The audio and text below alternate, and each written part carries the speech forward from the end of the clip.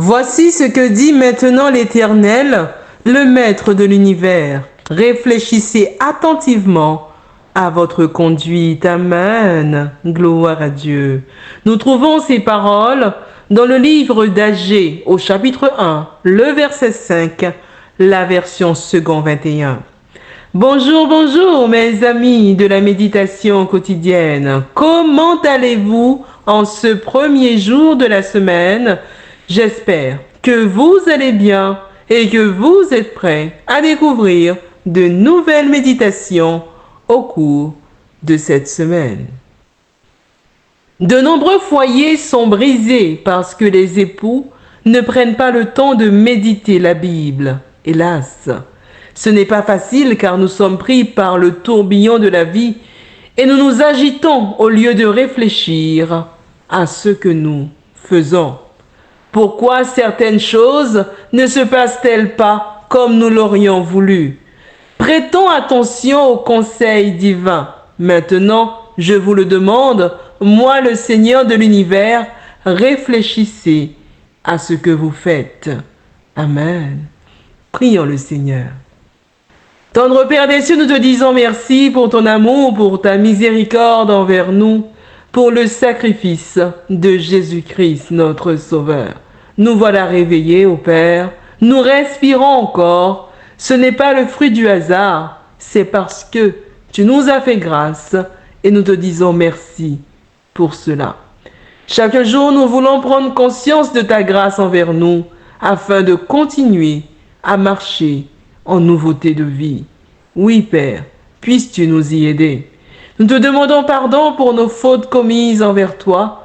Lave-nous, purifie-nous dans le sang de l'agneau et aide-nous à refléter le caractère de Jésus-Christ.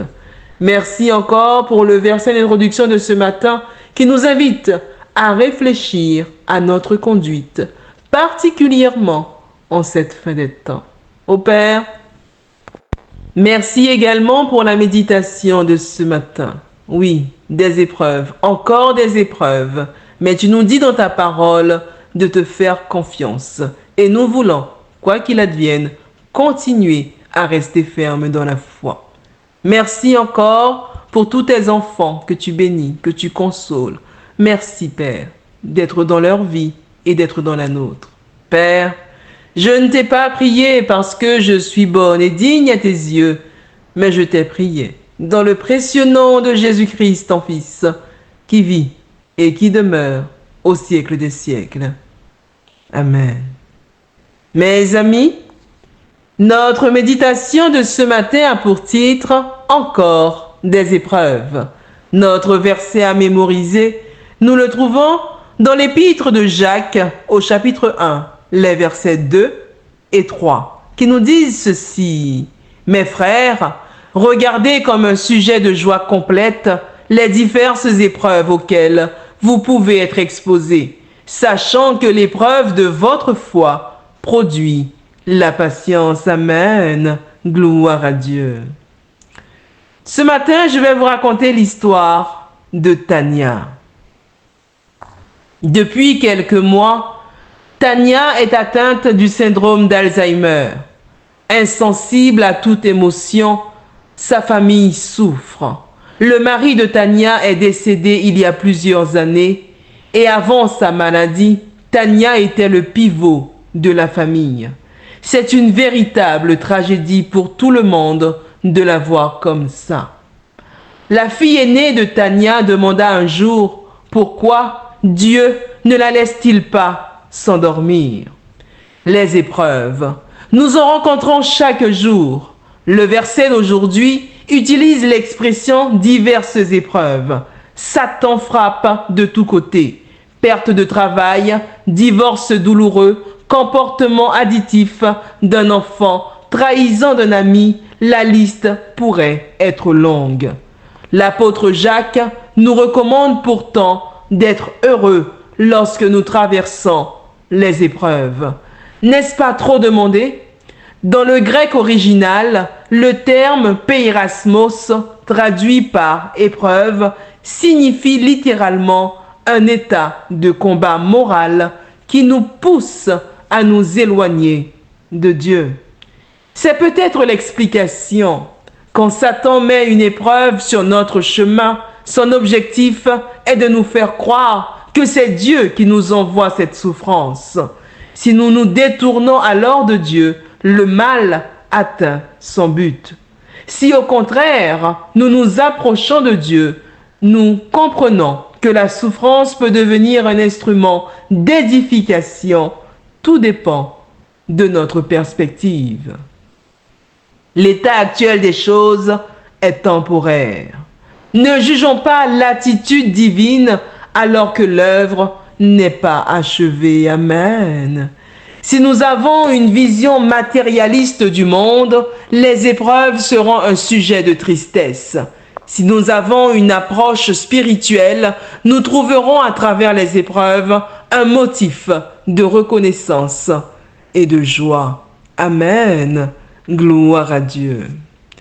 Notre méditation de ce matin avait pour titre « Encore des épreuves ».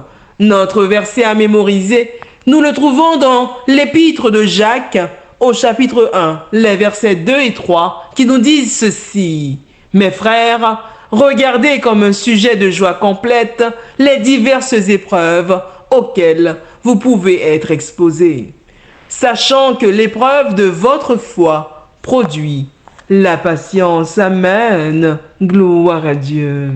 Mes amis, nous sommes l'or que le feu purifie. Quoi que nous vivions, élevons les mains vers le ciel et soyons reconnaissants. Affrontons les difficultés avec confiance et considérons comme un sujet de joie complète les diverses épreuves que nous pouvons rencontrer. Amen. À l'avenir, au lieu de nous dire encore des épreuves, disons de tout cœur, merci Seigneur pour les épreuves de la vie. Oh oui, mes amis, à l'avenir, au lieu de nous dire encore des épreuves, disons de tout cœur, merci Seigneur pour les épreuves de la vie. Amen. Gloire à Dieu. C'est sur ces paroles que je vous souhaite une excellente journée dans le Seigneur. Que Dieu vous bénisse. Et je vous dis à mercredi, Dieu voulant, pour notre histoire biblique de la semaine. Unselfish service gives joy to both Christ and us. And let us not be weary in well-doing, for in due season we shall reap if we faint not. Galatians 6 and verse 9. In this life, our work for God often seems to be almost fruitless. Our efforts to do good may be earnest and persevering, yet we may not be permitted to witness their results. To us, the effort may seem to be lost, but the Savior assures us that our work is noted in heaven and that the recompense